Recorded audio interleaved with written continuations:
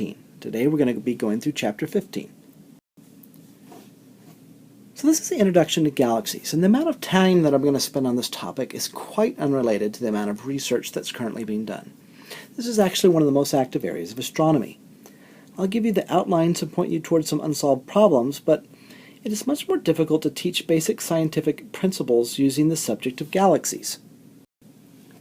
A galaxy is an immense and relatively isolated cloud of hundreds of millions to hundreds of billions of stars and vast amounts of interstellar gas. Each star moves in its own orbit, guided by the gravity generated by the other stars in the galaxy. Now, beyond the Milky Way are millions, if not billions, of other galaxies. Some galaxies are spiral like the Milky Way, while others are egg-shaped or completely irregular in appearance. Besides shape, galaxies vary greatly in the star, gas, and dust content, and some are more active than others. Galaxies tend to cluster together, and these clusters appear to be separating from each other, caught up in a universe that is expanding. The why for all this diversity is as yet unanswered. Now, since galaxies are so far away, only a few can be seen without the aid of a telescope: Andromeda and the Large and Small Magellanic Clouds. In the 18th century, Charles Messier cataloged several fuzzy objects to be avoided in comet searches. Many turned out to be galaxies. For example, M31, the Andromeda Galaxy, is one example of this. Here we see two small galaxies that are actually in orbit around the larger Andromeda Galaxy. In the 19th century, William Herschel and others systematically mapped the heavens, creating the New General Catalog, which included many galaxies. Here we see the Large and Small Magellanic Clouds, which are satellite galaxies to our own galaxy. Now, there are three major classes of galaxies, with the first two being the most important. By the 1920s, Edwin Hubble demonstrated that galaxies could be divided on the basis of their shape into three types and two subtypes. Our Milky Way is a typical, fairly large spiral galaxy. So here's some pictures of spirals. Notice the spiral galaxy has another little spiral that's in orbit around it. Now, spirals have these spiral arms that come out. In this case, this has many spiral arms. Well, in this case, this spiral galaxy only has two. So we have to be able to classify between the different types of spiral galaxies. Here are a few more spiral galaxies that we see. This one has many different arms. This spiral galaxy we're looking at edge on, and you notice that there's some extinction due to the dust in the galaxy hiding a lot of what it is, but we can see the nuclear bulge of the galaxy and the disk of the galaxy. More spiral galaxies. This one, again, we can see the disk of the galaxy. This one is slightly tilted to us, and it's actually called the Sombrero Galaxy. Kind of looks like a sombrero. So spiral galaxies have two or more arms winding out from the center, and they're classified with the letter S followed by a letter A through D to distinguish how large the nucleus is or how wound up the arms are. Some spiral galaxies have bars that are part of the spiral pattern. Here I have what looks like a bar, a straight line going across the center before I get to the spiral part of the galaxy. Arms emerge from the ends of the elongated central region, or bar, rather than the core of the galaxy. These are classified SB, followed by the letters A through D. These were thought by Hubble to be a separate class of object from the normal S spirals, and computer simulations show bar may be the result of close encounters between two different galaxies. The Milky Way is probably an SB galaxy.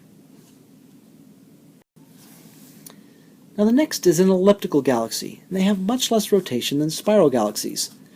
They're a bit like giant globular clusters with little interstellar matter and very few young stars. Elliptical galaxies are rather just like the halo component of spiral galaxies. Elliptical galaxies range from more massive than the large spiral galaxies to much, much smaller. They're classified according to how elliptical they are, although that's kind of hard to determine.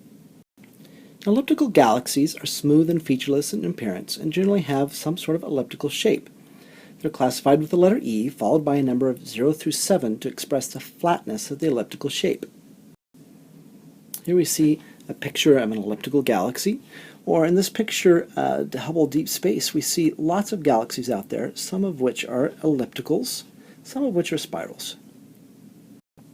So the classification scheme, which you don't need to know, what I really want you to know is spiraled, bar-spiraled, ellipticals, and irregular, which we'll talk about in a second. But essentially the A through D specifies how tightly wound the spirals are. Or in an elliptical, the 0 through 7, 0 would be a spherical, 7 would be very flattened elliptical. The last type of galaxy are regular galaxies. Neither arms nor uniform appearance. Generally, stars and gas clouds are scattered in random patches. They're classified as IRR. The large and small Magellanic clouds are irregular galaxies. They're not elliptical, they're not spiral, they're just an isolated patch of stars that haven't quite formed a good shape yet. Now, S0 galaxies are classified as irregular. They're disk systems, but no evidence of arms. They were thought by Hubble to be intermediate between S and E galaxies. Several theories now explain or try to explain their appearance. S0 lacks gas to produce the O and B stars that light up the spiral arms that might exist, we just might not be able to see them. So Hubble has a sort of tuning fork, and he proposed that this tuning fork from elliptical off to different spirals was a hypothesis for galactic evolution. Today, it's believed this interpretation is incorrect. We still use this classification scheme, but galaxies don't go from spherical to elliptical to spirals. In fact, it's more likely that they go from spirals to elliptical. So to classify the different types of galaxies, we have spirals that have a mixture of population and population 2 stars. The interstellar content is about 15% by mass in the disk. Ellipticals are basically only population 2. Blue stars are very rare. And the interstellar content is very low density, very hot gas. In irregulars, we have blue stars are very common, and the interstellar content can be as much as 50% of the mass of the galaxy. A few other items to note. Ellipticals have a large range in sizes from globular cluster sizes to 100 times the mass of the Milky Way. A census of galaxies nearby say that most are dim dwarf galaxies and dwarf irregular galaxies, sparsely populated with stars. A census of distance galaxies and clusters, 60% of the members are spirals and SO, while sparsely populated regions it might be up to 80%. And earlier, very young galaxies are much smaller than the Milky Way. The merging of these galaxies is thought to have resulted in the larger galaxies of today. So spirals in general rotate relatively faster than ellipticals.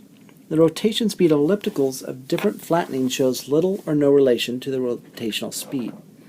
So the consequence is rotation plays a role in galaxy types, but other factors probably do also. Some other factors: computer simulations show galaxies formed from gas clouds with large random motions becoming ellipticals, whereas small random motions became spirals. Ellipticals had high star formation rate in the brief period after their birth, while spirals produce stars over longer periods of time. The question is, did the rate cause the type, or did the type cause the rate?